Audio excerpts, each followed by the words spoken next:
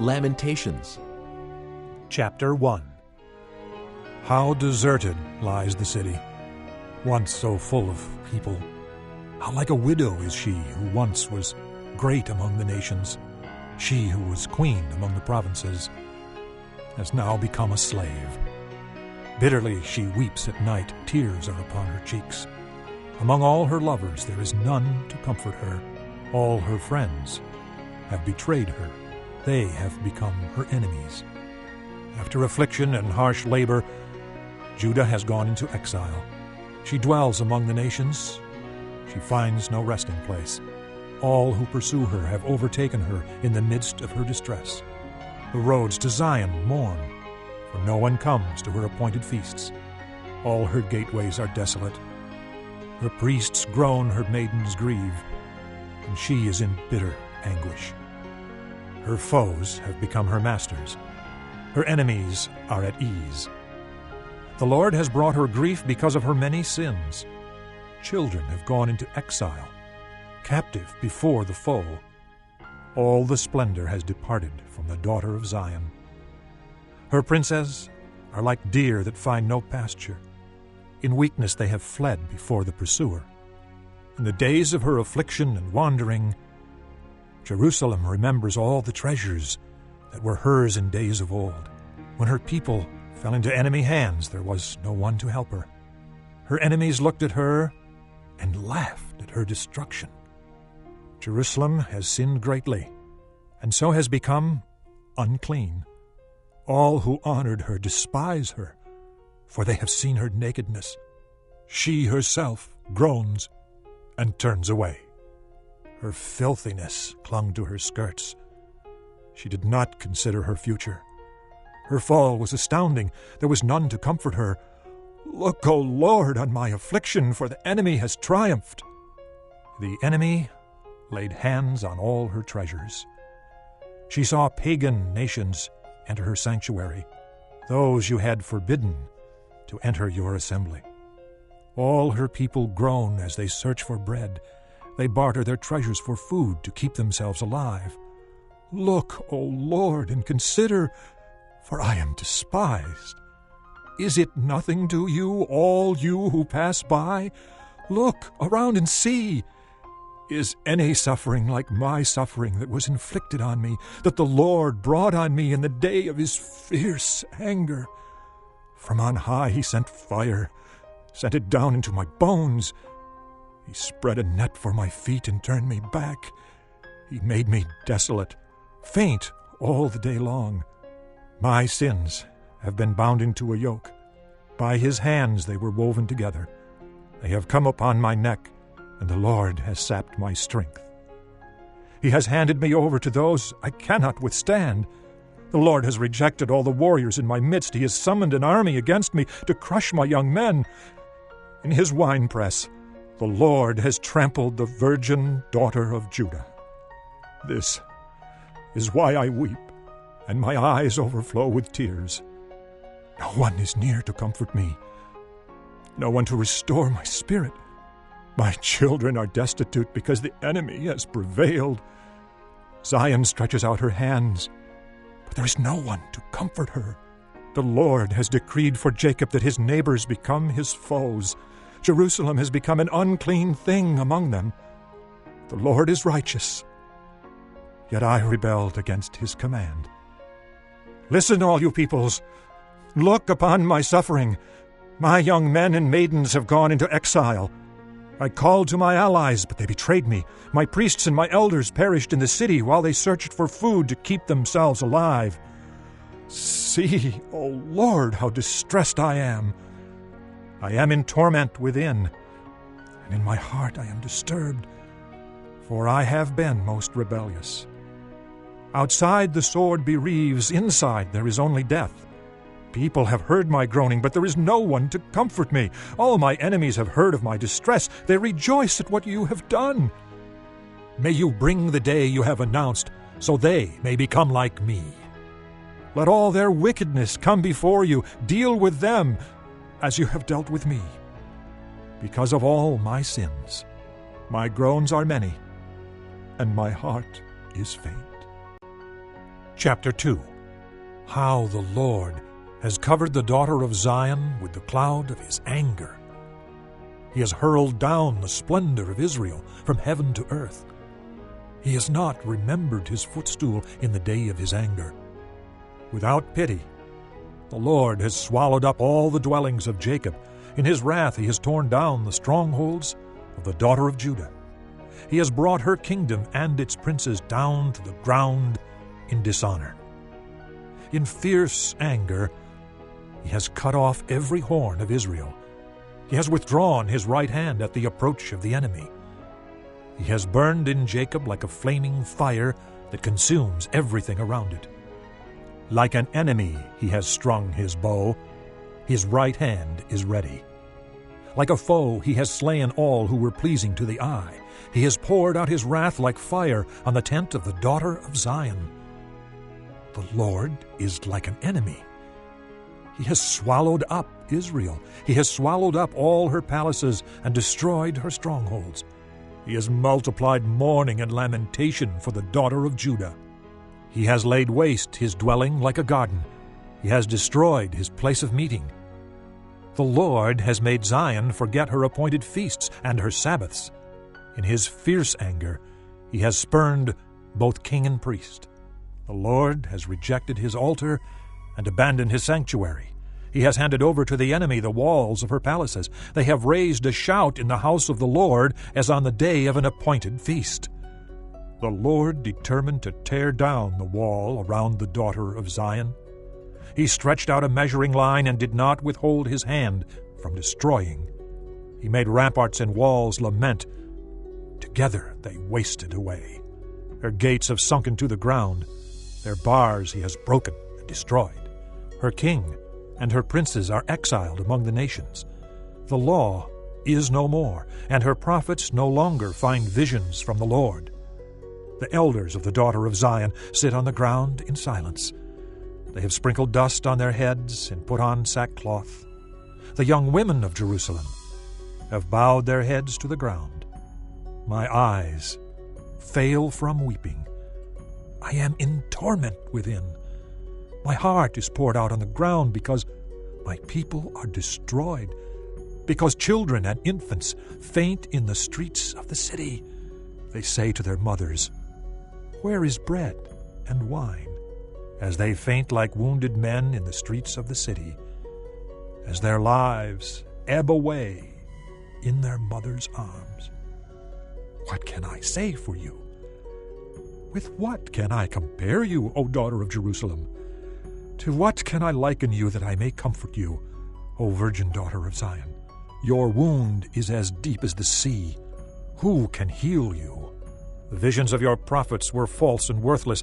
They did not expose your sin to ward off your captivity. The oracles they gave you were false and misleading. All who pass your way clap their hands at you. They scoff and shake their heads at the daughter of Jerusalem. Is this the city that was called the perfection of beauty, the joy of the whole earth? All your enemies open their mouths wide against you. They scoff and gnash their teeth and say, "We have swallowed her up. This is the day we have waited for. We have lived to see it." The Lord has done what he planned. He has fulfilled his word, which he decreed long ago. He has overthrown you without pity. He has let the enemy gloat over you. He has exalted the horn of your foes. The hearts of the people cry out to the Lord. O wall of the daughter of Zion, let your tears flow like a river day and night. Give yourself no relief, your eyes no rest. Arise, cry out in the night as the watches of the night begin. Pour out your heart like water in the presence of the Lord. Lift up your hands to him for the lives of your children, who faint from hunger at the head of every street. Look, O Lord, and consider, whom have you ever treated like this? Should women eat their offspring, the children they have cared for? Should priest and prophet be killed in the sanctuary of the Lord? Young and old lie together in the dust of the streets. My young men and maidens have fallen by the sword. You have slain them in the day of your anger. You have slaughtered them without pity. As you summoned to a feast day, so you summoned against me terrors on every side. In the day of the Lord's anger, no one escaped or survived. Those I cared for and reared, my enemy has destroyed. Chapter 3. I am the man who has seen affliction by the rod of his wrath. He has driven me away and made me walk in darkness rather than light. Indeed, he has turned his hand against me again and again all day long. He has made my skin and my flesh grow old and has broken my bones. He has besieged me and surrounded me with bitterness and hardship. He has made me dwell in darkness like those long dead. He has walled me in, so I cannot escape. He has weighed me down with chains. Even when I call out or cry for help, he shuts out my prayer. He has barred my way with blocks of stone. He has made my paths crooked. Like a bear lying in wait, like a lion in hiding, he dragged me from the path and mangled me and left me without help. He drew his bow and made me the target for his arrows. He pierced my heart with arrows from his quiver. I became the laughingstock of all my people. They mock me in song all day long. He has filled me with bitter herbs and sated me with gall. He has broken my teeth with gravel. He has trampled me in the dust. I have been deprived of peace. I have forgotten what prosperity is. So I say, my splendor is gone, and all that I had hoped from the Lord. I remember my affliction and my wandering, the bitterness and the gall. I well remember them, and my soul is downcast within me. Yet this I call to mind, and therefore I have hope. Because of the Lord's great love, we are not consumed, for his compassions never fail. They are new every morning. Great is your faithfulness. I say to myself, the Lord is my portion, therefore I will wait for him. The Lord is good to those whose hope is in him, to the one who seeks him. It is good to wait quietly for the salvation of the Lord. It is good for a man to bear the yoke while he is young. Let him sit alone in silence, for the Lord has laid it on him. Let him bury his face in the dust. There may yet be hope. Let him offer his cheek to one who would strike him, and let him be filled with disgrace, for men are not cast off by the Lord forever. Though he brings grief, he will show compassion.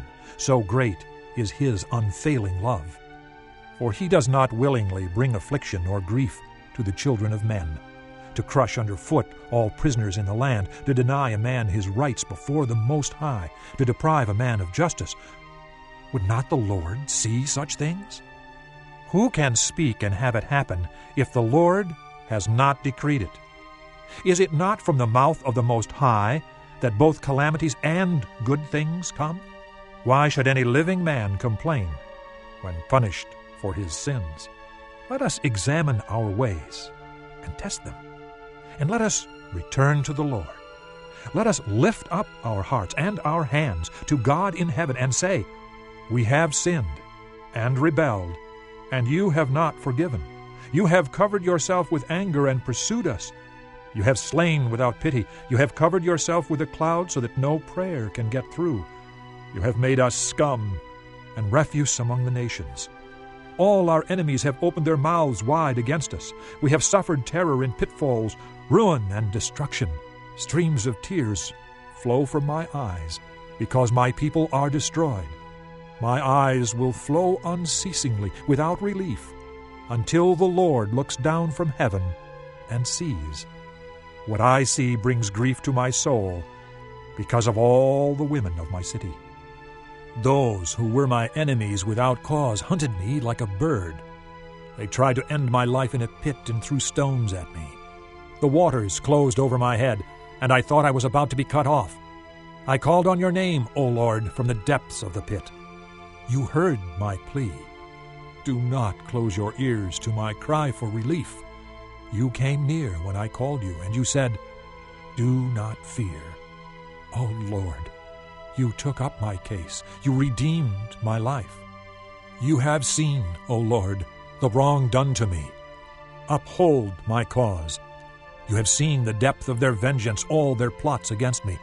O Lord, you have heard their insults, all their plots against me. What my enemies whisper and mutter against me all day long. Look at them. Sitting or standing, they mock me in their songs. Pay them back what they deserve, O Lord, for what their hands have done. Put a veil over their hearts, and may your curse be on them. Pursue them in anger, and destroy them from under the heavens of the Lord. Chapter 4. How the gold has lost its luster. The fine gold become dull. The sacred gems are scattered at the head of every street. How the precious sons of Zion, once worth their weight in gold, are now considered as pots of clay, the work of a potter's hands. Even jackals offer their breasts to nurse their young, but my people have become heartless, like ostriches in the desert. Because of thirst, the infant's tongue sticks to the roof of its mouth. The children beg for bread, but no one gives it to them. Those who once ate delicacies are destitute in the streets. Those nurtured in purple now lie on ash heaps. The punishment of my people is greater than that of Sodom, which was overthrown in a moment, without a hand turned to help her. Their princes were brighter than snow and whiter than milk, their bodies more ruddy than rubies, their appearance like sapphires. But now they are blacker than soot. They are not recognized in the streets. Their skin has shriveled on their bones. It has become as dry as a stick. Those killed by the sword are better off than those who die of famine. Racked with hunger, they waste away for lack of food from the field. With their own hands, compassionate women have cooked their own children. It became their food when my people were destroyed. The Lord has given full vent to his wrath. He has poured out his fierce anger. He kindled a fire in Zion that consumed her foundations. The kings of the earth did not believe, nor did any of the world's people, that enemies and foes could enter the gates of Jerusalem. But it happened because of the sins of her prophets and the iniquities of her priests, who shed within her the blood of the righteous. Now they grope the streets like men who are blind. They are so defiled with blood that no one dares to touch their garments. "Go away, you are unclean," men cry to them. "Away, away, don't touch us!" When they flee and wander about, people among the nations say, "They can stay here no longer. The Lord himself has scattered them. He no longer watches over them. The priests are shown no honor, the elders no favor. Moreover, our eyes failed, looking in vain for help. From our towers we watched for a nation that could not save us. Men stalked us at every step, so we could not walk in our streets. Our end was near, our days were numbered, for our end had come. Our pursuers were swifter than eagles in the sky. They chased us over the mountains and lay in wait for us in the desert. The Lord's anointed, our very life breath, was caught in their traps. We thought that under his shadow we would live among the nations. Rejoice and be glad, O daughter of Edom, you who live in the land of Uz. But to you also the cup will be passed. You will be drunk and stripped naked. O daughter of Zion, your punishment will end. He will not prolong your exile, but, O daughter of Edom, he will punish your sin and expose your wickedness. Chapter 5. Remember, O Lord, what has happened to us. Look and see our disgrace. Our inheritance has been turned over to aliens, our homes to foreigners. We have become orphans and fatherless, our mothers like widows.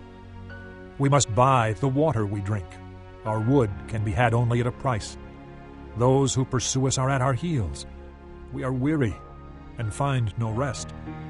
We submitted to Egypt and Assyria to get enough bread. Our fathers sinned and are no more, and we bear their punishment. Slaves rule over us, and there is none to free us from their hands. We get our bread at the risk of our lives because of the sword in the desert. Our skin is hot as an oven, feverish from hunger. Women have been ravished in Zion, and virgins in the towns of Judah. Princes have been hung up by their hands. Elders are shown no respect. Young men toil at the millstones. Boys stagger under loads of wood. The elders are gone from the city gate. The young men have stopped their music. Joy is gone from our hearts. Our dancing has turned to mourning. The crown has fallen from our head. Woe to us, for we have sinned. Because of this our hearts are faint. Because of these things our eyes grow dim for Mount Zion, which lies desolate, with jackals prowling over it. You, O Lord, reign forever. Your throne endures from generation to generation. Why do you always forget us?